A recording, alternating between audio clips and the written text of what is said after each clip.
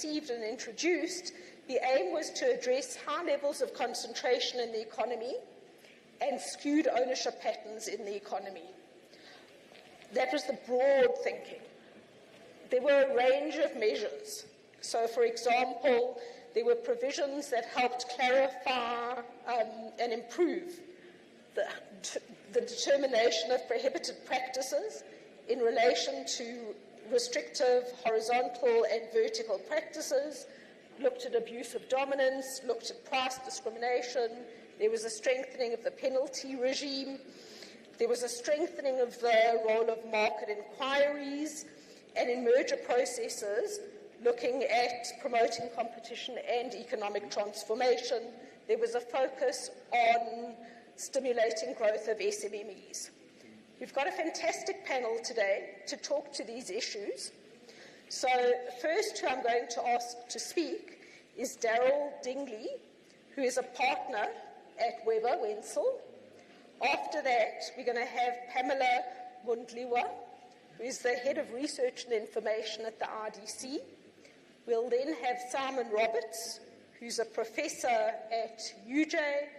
And last but not least, the DG of DTRC, Malebo Mabichi Thompson. I'm going to ask each of them to speak for 5 minutes. So, Daryl, I'm going to hand to you. Thank you, Tanya. So I'm going to speak about mergers. And I'm not going to speak too much about the why, because, of course, the why was principally advancing the objectives of the Act, focusing primarily on concentration and skewed ownership. So there were really 4 proposals or proposed amendments that were put forward that became amendments to the Competition Act, and I'm going to summarize those. There were, as I said, there were 4. The first one was making the public interest and the competition test equal. So in other words, mergers had to be justified both on a public interest and competition basis. The second one was dealing with creeping mergers and concentration that arises from creeping mergers. The third one was dealing with cross-shareholding and cross-directorships and that impact on ownership and on concentration. And then lastly, there was the Minister put forward a strong case for additional public interest conditions that dealt with ownership, control, and the promotion of small businesses and businesses owned by HDPs. So that was the sort of setting way back in 2019, and there was a very good note by the Minister on the justifications for these amendments. So then the question is, well, what has been the experience, and particularly from a practitioner perspective? And that's been quite a journey, I think. If we start with, and I really deal with public interest factors first, if we start with what actually happened from when the amendments came in July 2019 to June 21, in fact, there was very little changes to the Commission's approach. So interestingly enough, over that period, less than 3% of large mergers, in fact, had a greater spread of ownership requirements. And in fact, many of the conditions that were imposed were quite soft. So, and in fact, I was involved in one where we put forward that our clients would consider an ESOP, for example, in the future when the business plan permitted it. So I think they were quite soft, many of them. Then, of course, we had the sort of watershed moment, the Burger King transaction, which I won't talk about. It's known to everyone. But that was a real, watershed change in the Commission's approach, we think, certainly from a practitioner perspective, in its approach to just particularly ownership. So there was a significant decrease in ownership, HDP ownership, and notwithstanding that the parties had put forward a whole package of other remedies to deal with that reduction in ownership, the Commission felt that that wasn't sufficient and actually prohibited the transaction on public interest grounds, even though there were no competition issues. So a seminal moment. Then over the next year, interestingly enough, only 16% of large mergers actually had an ownership requirement. And then in January 22, practitioners, we were all informed by the Commission that now there was this positive obligation on ownership. So we needed to tell our clients that there was this sort of positive ownership requirement. And if you look at over the period 2022 to 2023, 28% of mergers had ESOPs imposed as part of conditional approval, which is interesting because it's quite low, and only 32% of mergers approved had conditions relating to the participation of SMEs and HDPs. We then had two further interesting cases. One was the Epiroc case, which then the tribunal kind of pulled back the test to say you need to look at all the public interest factors, you need to do balancing. And we had the Incubeta case where DTIC, in fact, put forward a very strong case around ESOPs, around other public interest requirements. And in that case, both the Commission, interestingly enough, and the tribunal said, no, this is too costly, administratively burdensome to impose, and in fact affects the viability of the transaction. We then had, of course, the public interest guidelines that came out that kind of pulled it back again to a very kind of strict enforcement level. But then subsequently to that, the Commission came out, and I'm referring to a presentation in June 2024, where the Commission said, hang on a second, no, actually we need to look at each of these mergers on a case-by-case basis. It needs to be balanced. ESOPs and HDPs are important, but they can be, you can promote ownership in other ways. But ownership and supporting ownership in particular, other remedies is only if you can't find, if it's infeasible to impose that kind of level of conditionality. So we've sort of come a long journey back to certainly I think in our view a case-by-case approach.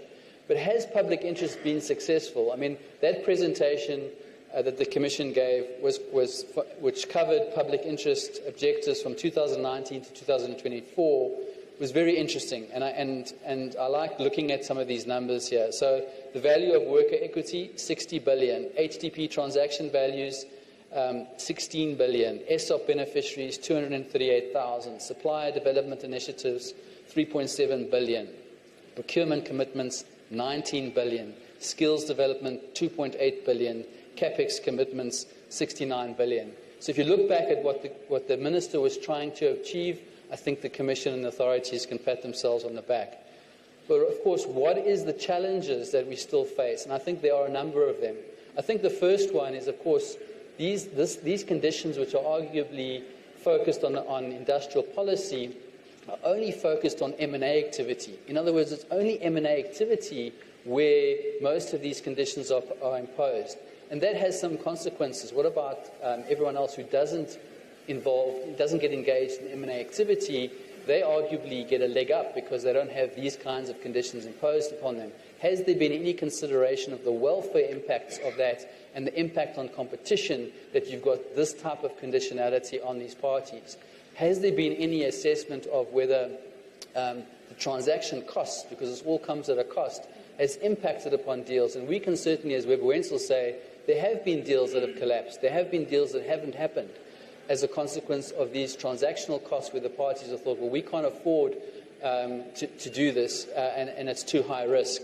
The other thing is there still seems to be a level of kind of horse trading and gamesmanship that happens in relation to these negotiations that happen on a kind of one-on-one level, and that, of course, introduces uncertainty.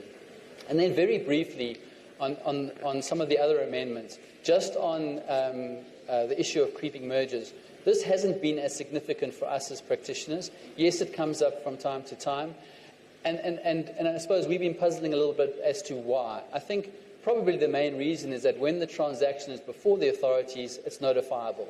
And because structural remedies are focusing on past transactions are unlikely to happen, the remedies happen at that level on the transaction that's before them. That either blocks them or there's other conditionality that's imposed on that transaction, or perhaps there's a recognition that there's some level of uncertainty and inefficiency that creeps in if you prohibit these types of transactions. And then lastly, I think on cross-shareholding and cross-directorships, I think the issue there is, well, that has been quite kind of front and centre, and we've seen a lot of mergers where, in fact, directors have had to step off boards where there's been compliance conditions imposed, and we would say that has been quite effective. Thank you. Right. Thanks very much for that, Daryl. Pamela, we're going to hand to you. Thanks very much, Tanya, and good afternoon to everyone. So my input today is going to focus on abuse of dominance as well as exemptions. Exemptions, I think I'm particularly interested in because it dovetails very well with my current role at the IDC, as a development financier. But I do have a history in competition, so can reflect a little bit on what's been happening with regards to abuse of dominance. So I think the issues that the amendments were seeking to address have been highlighted already, so I won't repeat them.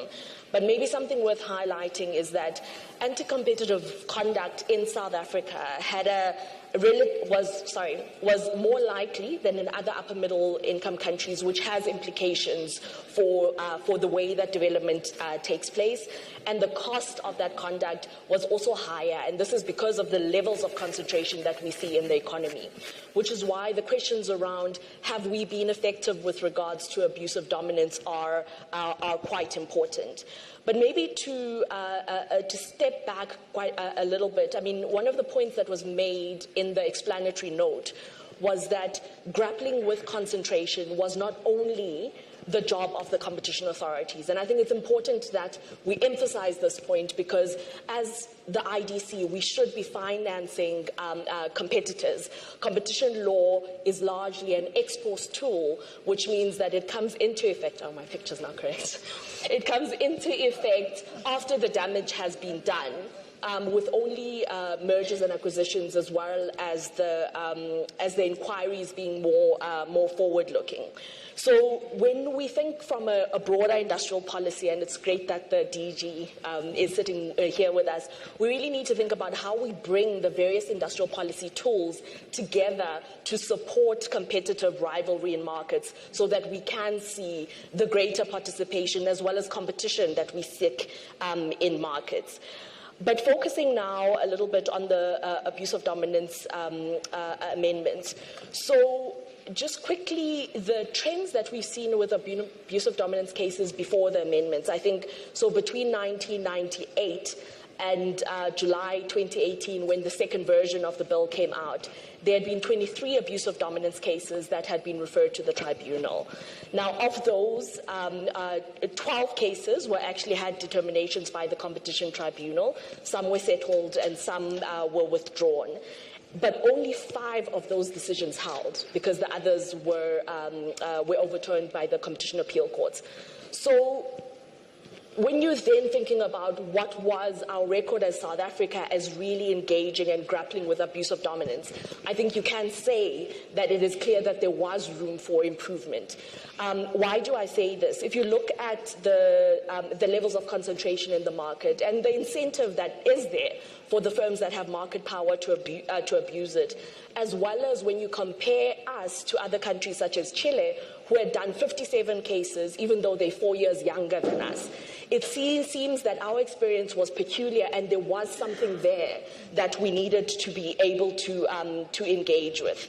Now, there may not be agreement in the room on what exactly those changes were, and you see it also in the different versions of the amendments that came out around the backwards and forwards around, do you have one exclusionary conduct, with a description of potential conduct where you don't have to pigeonhole. And this matters because the pigeonholing of the conduct means that you can have cases that end based on a technical factor, whereas we know the harm is there and it has happened, but maybe it was just classified in one conduct and technically it is understood that it should be something else. So what's happened in the last 4 to 5 years? I think it's very difficult to have a full reflection of these 4 to 5 years. We must keep in mind we also had COVID in the middle of that, where the authorities' attention was I think, shifted towards the price gouging cases. Now, these were very important and were made possible by the kind of regulations that formed as part of the amendments. But they were for exceptional circumstances, and these are not circumstances that we see every day. So thinking about the day-to-day cases, I had a look, and I hope I haven't missed anything, but there have been 8 abuse of dominance cases that have been referred to the tribunal, 4 of which are exclusionary conduct. But the main changes that we saw were in price discrimination, in buyer power, as well as in excessive pricing. We've only seen 1 case on excessive pricing and 1 on price discrimination. I can't reflect on how then the amendments have made it easier, better, faster, more fair to be able to assess those cases, because we need to get those tribunal decisions to be able to make that assessment. So I think, from that perspective, I do hope that these cases are going to go through the full processes, so we can then conclusively say that the amendments dealt with the appropriate questions. But some reflection, one of the challenges that had already been identified prior to the amendments was just how long it took for an abuse of dominance case to run. This was sometimes up to 10 years. So is this going to be different with the amendments? Have the clarifications made things easier and clearer so that you don't need to go backwards and forwards to the tribunal on technical issues? It was also, it was also issues around, I think, we had the big excessive pricing cases, and the amendments really make a lot of changes with regards to the consideration of the structural characteristics of a market, which matters. But the amendments don't really change the precedent that exists. So how are we going to balance the now prima facie that's been introduced with the existing case precedent that needs to be engaged with? So I think will be particularly interested to see the first excessive pricing case, full-on excessive pricing case, of course, outside COVID, go forward.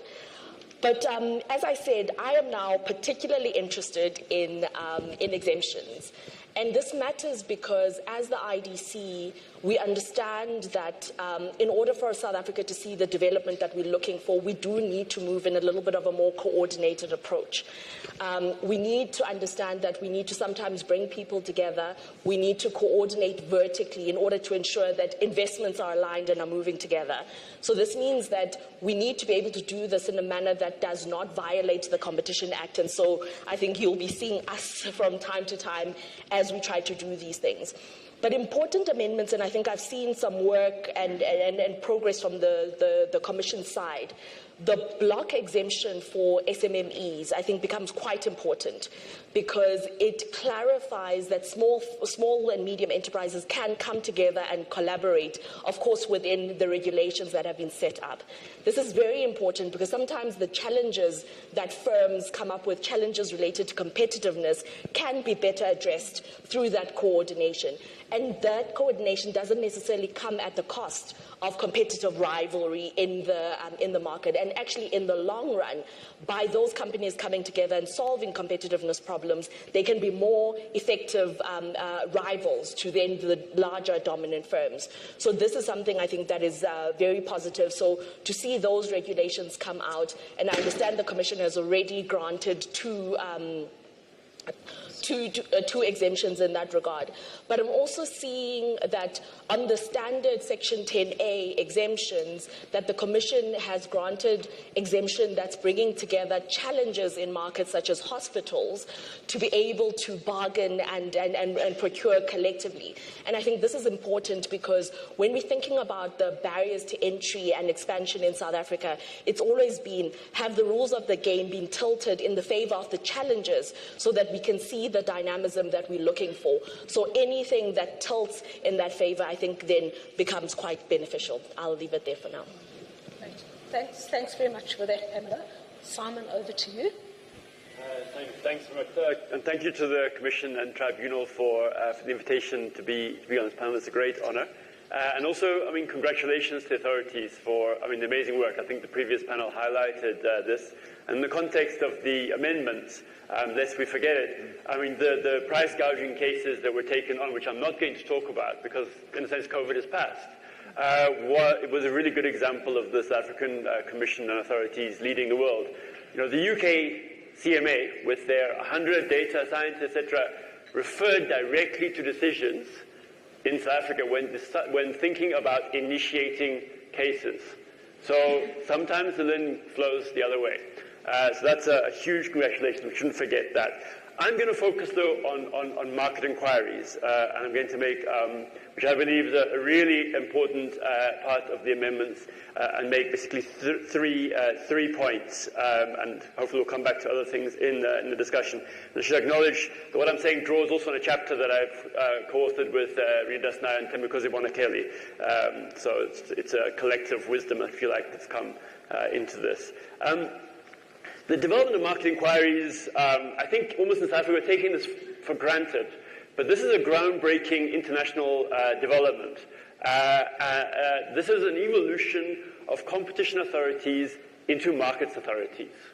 It's fundamental. It's a fundamental change in what these authorities are doing, in addition to what these authorities are doing. It goes to the authorities' roles as expert analysts of markets. And I think it's really important then to reflect and learn from what has gone well and what has not gone well. And South Africa really is a leader in this area. The book that was written when we did the chapter was a book to provide inputs to the EU DG Comp on their inquiry powers, because they don't do these. And this was about learning from where they're done. There are other authorities that have been leading the way as well. In terms of then reflections on what we might have learned, I think there's some really obvious ones for those who are close to it, but I think nevertheless important to draw together. First of all, I think it's really important that inquiries have a clear focus. There's a huge temptation for the person who's asking for the inquiry to ask for the earth, right?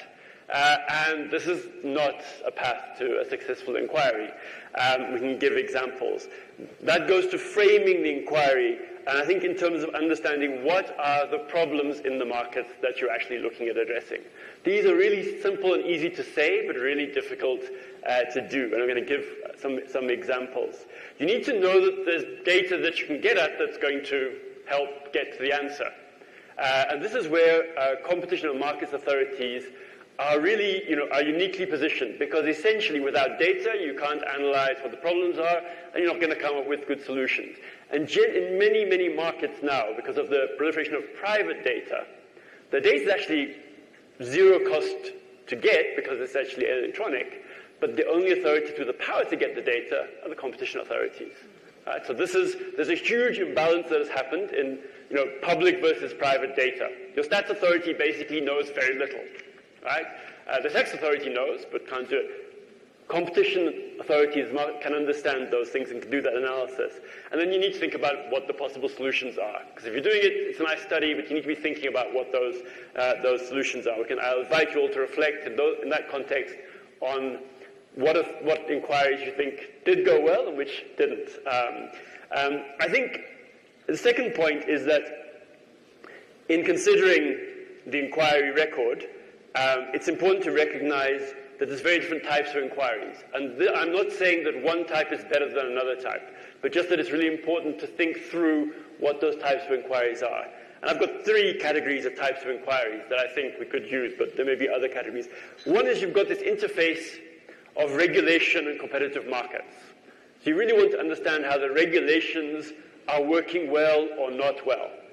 And this is where competition authorities working with policymakers, regulatory bodies, can get the data to really understand how we might improve regulation. The remedies may be outside the authorities, but the expert analysis of those markets, and certainly the markets that are an interface of where there's regulation and lack of regulation, is a really, really important area. But sometimes people say you should stay away from it because it's regulated, but lots of those markets are not regulated. So I'm saying this is a good thing to do, but you need to have that backup that the regulators are going to act. A lot of the inquiries in South Africa fall into this category: telecoms, transport, banking, healthcare. I think some of them have worked well, some of them have not, in terms of delivering outcomes. The second one is maybe what most people have thought about under inquiries. It's dynamic sectors. The sectors are changing so quickly, This is your digital platforms, obviously, but actually not only digital platforms. I'll give a couple of examples. You need to evolve rules on the hoof.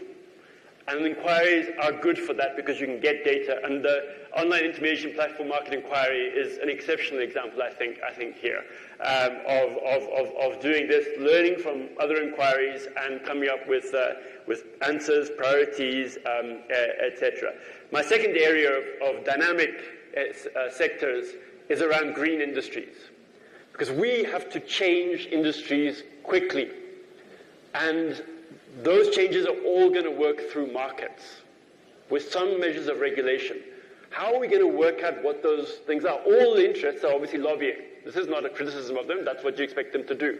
Who's going to find out what's really going on in those markets? Who's going to get that data? So there's an opportunity for the competition authorities, Competition Commission here, to really step up and look at those. The UK authority did it. They said, hey, electric vehicles require charging networks. And Tesla's invested in all the charging networks along the motorways. This is a problem for adoption of electric vehicles. They did a market inquiry into charging networks for electric vehicles. Came with recommendations, we've got to open this up, otherwise people are not going to adopt electric vehicles. I don't think that's the priority for South Africa. For us, it should be more about things that are relating to transport of green ammonia, of renewable energy feeding through to industries adopting changes. That's a regulated space, very messy regulated space, and a market space. I think this is the kind of dynamic sector. That's our second category. And the third category is where you've got market failures, a multidimensional market power and vertical integration, where there's really bad outcomes in terms of exclusion and vulnerable consumers being harmed. You can see really bad outcomes, but it's the outcome of mutually reinforcing types of factors. And there haven't necessarily been so many of those types of inquiries here, but the UK has done a series of inquiries looking at vulnerable consumers, typically low-income consumers, who are getting ripped off badly in things like insurance markets, care homes, this kind of thing. And that's an area where it brings kind of consumer protection together with competition. Again, here, there's a difference. The authorities are separate, but I do think that it's really important to kind of really, there's low-hanging fruit in terms of changing the rules to improve outcomes. So barriers to entry for SMEs would fall under that. Clearly, an inquiry can cut across these, but I think it's helpful to think about these three categories if we're learning the lessons and organizing how to go forwards. Let me finish there, and I come back to other questions or examples. But I think these are my reflections on inquiries. Thanks. Thanks very much, Simon. Malebo? Thank you very much. I think I'll look at those amendments from the point of view of the why of the amendments, because the panel members have already dealt with some of the key parts of the amendments. The why being that we correctly do not see competition law as the panacea in equalizing markets, making markets work as they should. We understand that competition law is one of the many instruments that one must put in place in order to have a country that industrializes and that functions in that way. We do it in a context of being characterized as the most unequal country in the world, which means even if you do have these authorities, you do constantly have to be looking at how do you improve access of those that may be marginalized to these instruments and remedies that are lying in these institutions. And those remedies may not necessarily come to you in the form of you being the one that is harmed, but in the form of how, being part of the marginalized, do we use the instruments to actually uplift you as well. And so there are competing priorities in there. The priority of transformation, because we do have to transform, empowerment, because we do have to empower, industrialization, because we do need to industrialize as a pathway to our growth. And those are the big policy pillars that in part informs how we then go into the competition law and open up portals that even if the very marginalized can't get inside, the outcomes of what happens in those institutions touch them. And you will see that in the way that certain of the transactions are negotiated. I've been criticized about how difficult the negotiations have been, how they've dragged out, and various other things. And yes, industrial policy is an activity of learning by doing, but at least do. And with these amendments, what we started seeing government do is government doing. And some of the big things that came out is that you had SMMEs that then benefited from essentially transactions that otherwise could have happened without them being the beneficiary of those transactions.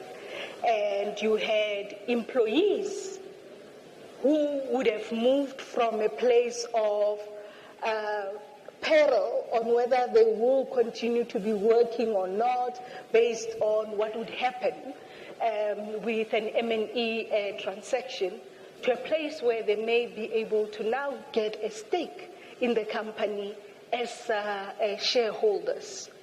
And those are the big policy priorities that these changes were seeking to target. And yes, they are guided by the department, pioneering, as many have said. And in the way that they were implemented, sometimes it was a difficult implementation, but we have learned from it. We have learned what makes transactions work. We have learned how to protect even the interests that you may get out of a settlement of a transaction, including the fact that having an agreement on its own doesn't mean that these benefits will flow directly to the target market. You do actually have to manage these things actively beyond the transaction itself. And the other important lesson is that we must be agile, because we are concerned when transactions fall through, and the effect of transactions falling through is that some of the companies then kind of just vanish from the economic map, because now that's a perverse outcome that one wouldn't want to see. And it then also undermines what we want to do from an industrialization perspective. The other area that we are still thinking through, how does it come in terms of some of the portals that competition law opens for us, is transformation, not just about the SMMEs, not just about the workers, but how do we start transforming spaces? How do we start bringing even new innovation at the back of competition law? Not necessarily saying competition law itself must give us those outcomes, but we are saying it must be an important part of the toolkit that brings those solutions in. And you will see in all the various amendments that there is color of that emerging, and because the amendments themselves are they're not 5 years or so? They're not very old, and some of them came in stages. The review of it will have to also take that into account, including the disruptions that came in. But I think the most important thing is that competition law is not the end and be all. It's part of an important process of a toolkit for industrialization. And for many of our counterparts, including on the continent, we need to look at it in that way. I was saying to the competition commissioner that interestingly, when we go to the continent, and now I'm wearing my normal hat, is that we go there with what is essentially large companies. And I'm asking her, these things that you